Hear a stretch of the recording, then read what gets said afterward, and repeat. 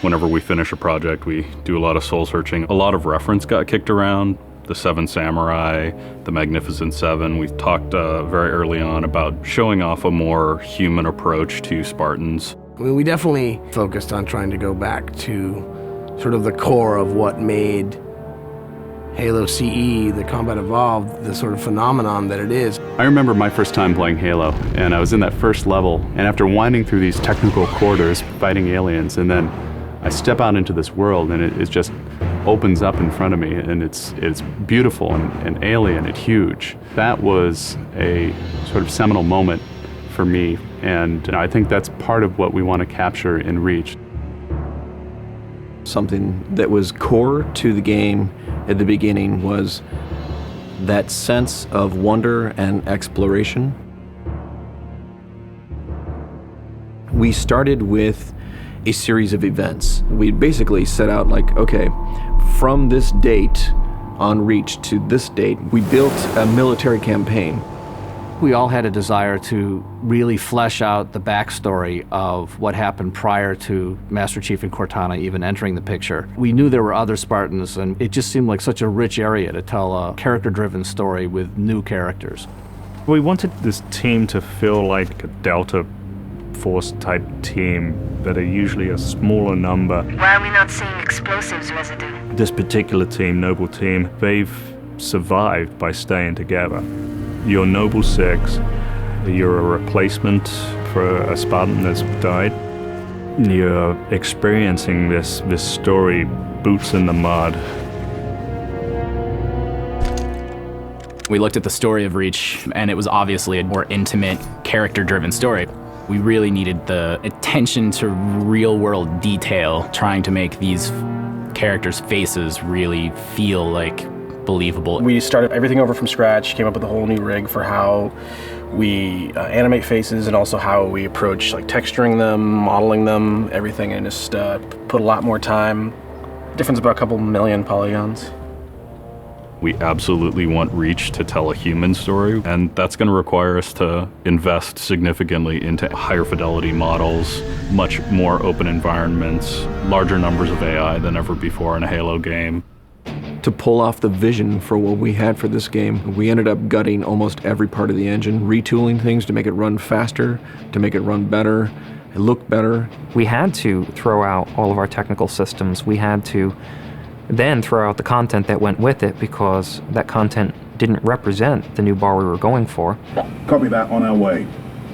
Don't need command to tell me. Been on hers half my life. Let's shoot it.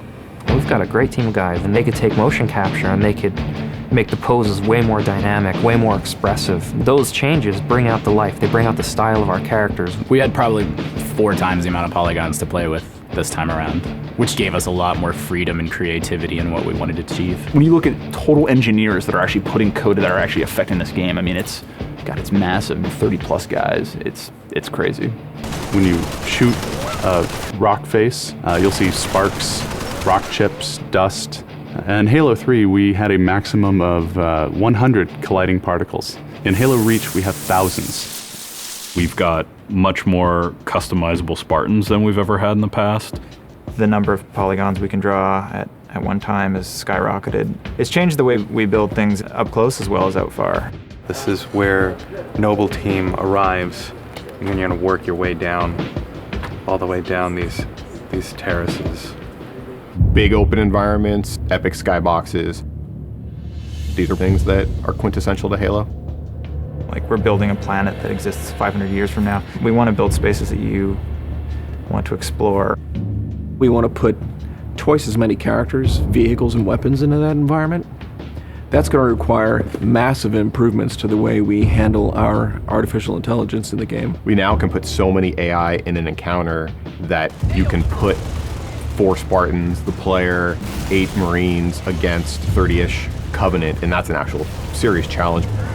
Bringing the elites back was something that was really a true joy for us because they're such an awesome character to fight.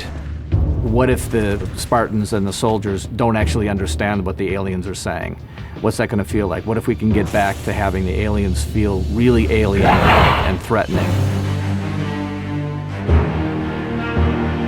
These people and this planet and this story deserve something new and different.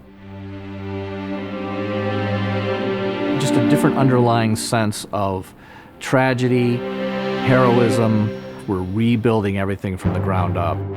You have to walk this very fine balance. We want to add new things, but we don't want to rough up anybody's baby. I mean, that's the whole thing about the crazy sausage that is Bungie's Halo Reach ODST universe, is that we've sort of developed this gameplay that every person sort of has the different things about it that they like, and I still think that we still struggle to figure out exactly what, like what can we add or remove without pissing off certain people of the population. We looked at the Halo 3 assault rifle, and it really does feel kind of dated. It fit the tech then, but now we have all of these new polygons to play with. We went to a lot of trouble to sort of ground the weapons and the vehicles more in this sort of more real, more gritty world. We refined a lot of the weapons to push them into their particular role, and that role is defined a lot by range and the range of combat that you're going to play. For instance, the DMR, which is this sort of medium to long range suppression marksman rifle. It's going to be a sandbox game. It's not going to be a carefully scripted game where every movement of the AI is controlled by a mission designer. It's much broader than that. It allows the player to deal with encounters in their own specific way. There's definitely going to be offhand grenade throwing. There's definitely going to be vehicles.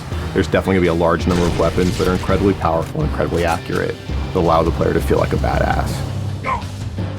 Now, if you melee him in the back of the head like you really mean it, you're holding down on the button, and you will launch into this more elaborate animation sequence. It's going to be a very different campaign experience for people overall. We're doing stuff in the campaign that people absolutely won't expect from a Halo game.